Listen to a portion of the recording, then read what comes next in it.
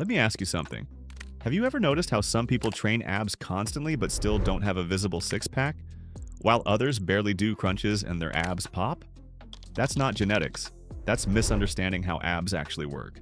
Most ab workouts you see online are built around one idea: burn your abs until they're on fire. Hundreds of crunches, endless leg raises, non-stop circuits. But here's the science-based truth. Your abs are muscles, just like your chest or arms. They grow from progressive overload, proper movement patterns, and enough resistance, not from endless repetition. And if you want a real six-pack, not just a tight stomach, you need exercises that train your abs the way they're designed to function, to resist extension, control flexion under load, stabilize the spine, and resist rotation. In this video, I'm going to show you 7 abs exercises that actually build visible abs, and I'll explain why each one works. Before we get into the workout plan, you need to understand one thing that most people skip. A real six-pack is built from 2 sides: muscle development and visibility. The exercises in this video handle the muscle part by training your abs through flexion, anti-extension, anti-rotation, and control. That's how you actually build thickness and detail in the rectus abdominis and the obliques over time. But visibility depends on body fat. If your nutrition isn't supporting fat loss, your abs can be strong and still stay hidden. And no, you cannot spot reduce belly fat with abs workouts. Your body decides where it loses fat first. That's why the smartest approach is to train abs like any other muscle 2 to 3 times per week, while also focusing on full body strength training and a simple calorie-controlled diet. So think of it like this. Abs training builds the brick wall, and nutrition removes the cover sitting on top of it. Do both consistently and the results show up fast, not in days but in weeks. Number 1, ab wheel rollouts, or barbell rollouts. If there's one ab exercise that exposes weakness instantly, it's the ab wheel rollout. This movement trains your abs in their most important real-world job: anti-extension, preventing your lower back from arching as your arms move away from your body. Why this matters? Most people don't have weak abs.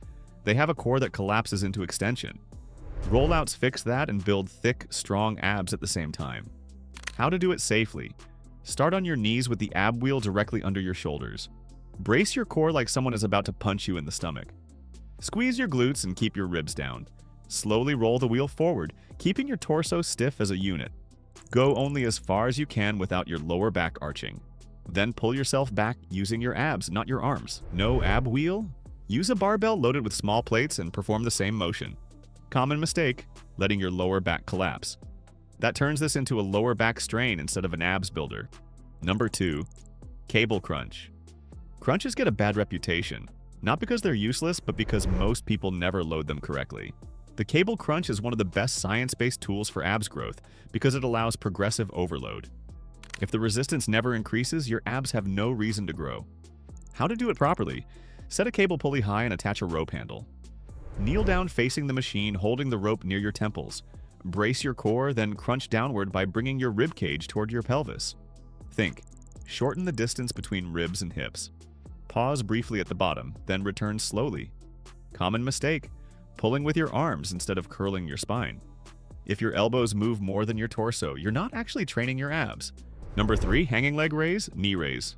Most people start ab training on the floor, but once you can handle it, hanging core work is a huge upgrade because gravity forces real control. Hanging knee raises are perfect for beginners, and hanging leg raises are the natural progression. This exercise biases the lower portion of the rectus abdominis by emphasizing posterior pelvic tilt, basically tucking your pelvis up as you lift. How to do it correctly? Grab a pull-up bar with an overhand grip, hands about shoulder width apart. Let your body hang and get stable, no swinging. Lift your knees toward your chest by curling your pelvis upward. Think. Belt buckle toward ribs. Pause at the top, then lower slowly under control. When that gets easy, straighten your legs more over time until you can perform hanging leg raises. Common mistake: swinging your legs and turning it into a hip flexor movement. If you can't control it, reduce the range or bend the knees more. Number 4, decline sit-ups. Decline sit-ups are controversial, but when done correctly, they're extremely effective for building abs thickness. The difference between good and bad sit-ups is control, not speed.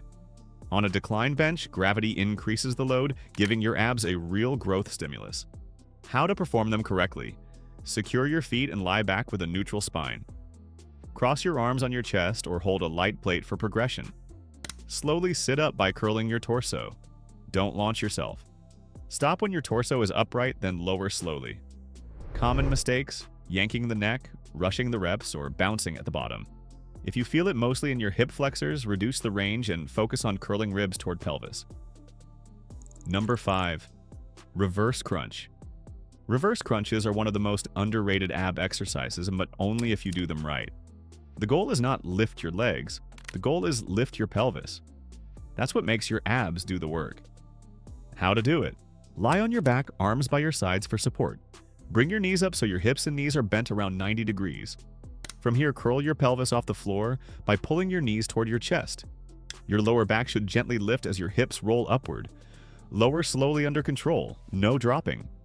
Common mistake: swinging the legs and losing pelvic control. If you can't lift your pelvis, shorten the range and slow down.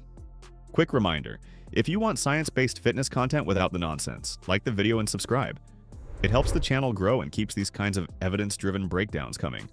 Now let's hit the movement most people ignore, but absolutely need. Number 6. Pallof press. A real six-pack isn't just visible, it's functional. The Pallof press trains anti-rotation, meaning your core learns to resist twisting forces. This builds deep core stability and stronger obliques, and it improves posture and control in almost every lift. How to do it: set a cable at chest height and stand sideways to the machine. Feet shoulder width apart, knees soft. Hold the handle at your chest, brace your core, then press the handle straight out in front of you. Hold for a second, then bring it back in, without letting your torso rotate.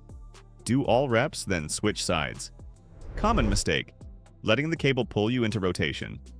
If you rotate, the load is too heavy. Number 7. Plank variations. Planks aren't flashy, but they work, if you progress them correctly.